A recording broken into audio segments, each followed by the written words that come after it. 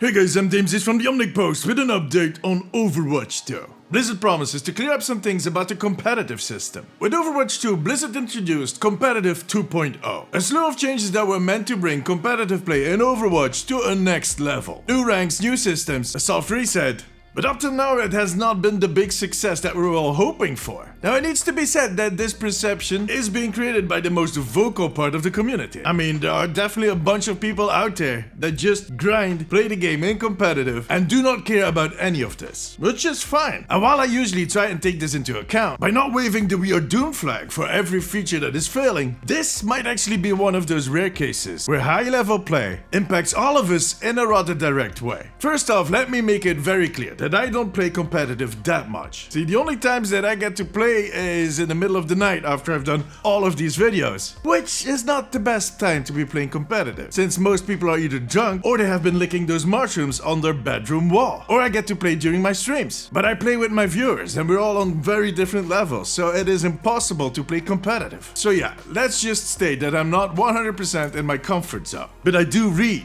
We should be fine. If not, I'll read about it in the comments. Anyways, why is this so important? Well, a healthy ladder helps to create a healthy esports scene, and it just brings a certain level of credibility to a game that helps to sell that game. Look at League of Legends. I mean, it isn't strictly necessary, but it definitely helps. Look, a PvP game just needs a competitive system that feels trustworthy and stable, period. And currently, that doesn't seem to be the case with Overwatch 2. Now, I feel like a lot of it has to do with the way that the team and the game communicates about the system and about what is happening to our accounts. The latest example was this week. When Season 2 launched, players noticed that they were placed instantly. They didn't have to do their placement matches, and that some type of rank decay kicked in. Now, they had announced before launch that there would be a decay system on all ranks, but I had presumed that was just a typical decay, where if you don't play for a few weeks, your rank will slowly start to drop. Which makes sense, but this new system just bumps you down a few tiers with the start of the season. No questions asked. Now, according to Blizzard, your initial placement is based off your last games in the previous season, and that decay is meant to give you something to work for. But a lot of players, one, were very surprised with the placement, and two, felt that the decay was,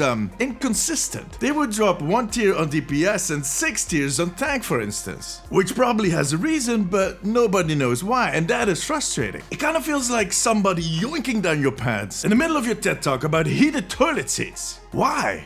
Yeah, I know, that's oddly specific. It's based on a dream I had last night. I still don't get it.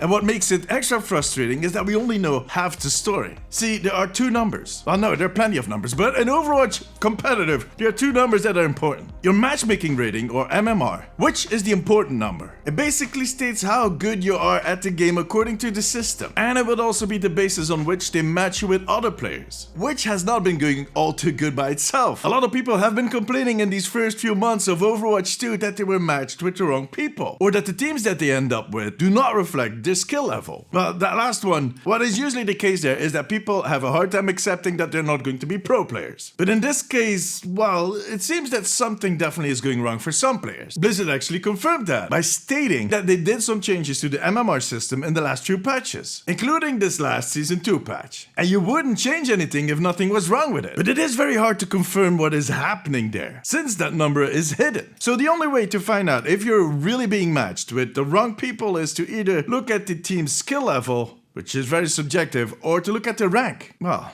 that rank is the second number. So you're Master 5, Gold 1. But that number is more of a reflection on how you're doing on a short term, bumping you up and down according to your performance in the last few games. It has very little tolerance for a bad day. And the new tier system did definitely create a little more tolerance. But it also made these things less transparent. Now, your MMR and your rank are supposed to be tied into each other rather closely. But there is some wiggle room. And especially at the start of the season after a decay, comparing yourself to other players' ranks is not the best way to figure out your own MMR. Now, it is safe to state that that decay shook things up. But according to Blizzard, everybody should be back on their proper level pretty fast, since you'll be matched with the people according to your matchmaking rating, not your rank. And the system will compensate faster until your MMR and your rank are within an acceptable range. Now, as I said, Blizzard hopes that this will give us a feeling of achievement, but some players experience it as a waste of time. It all depends on your mindset, I guess. Now, why does Blizzard keep that MMR hidden? I guess there are many reasons. To be honest, giving people access to that number might raise more questions than it gives answers. It also limits them in the way that they can adjust the system. I know that sounds weird, but people do add a personal value to numbers like this. And once they own that number, once your community owns that number, it becomes really hard to budget without having to explain everything.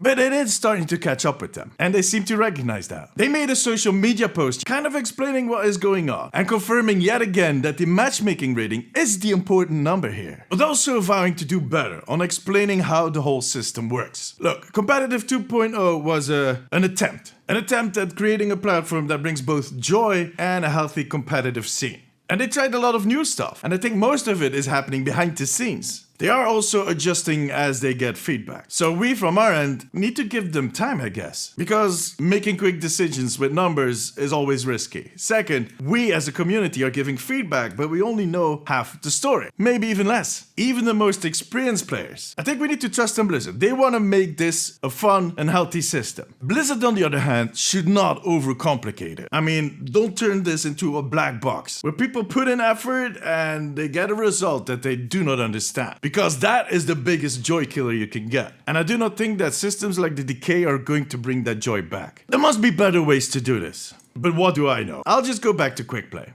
Now tell me, have you noticed any problems with your rank? And how did you feel about that Decay? Let me know in the comments. Join me during my streams on twitch.tv/DamesIsTV and make sure to subscribe for more updates on Overwatch.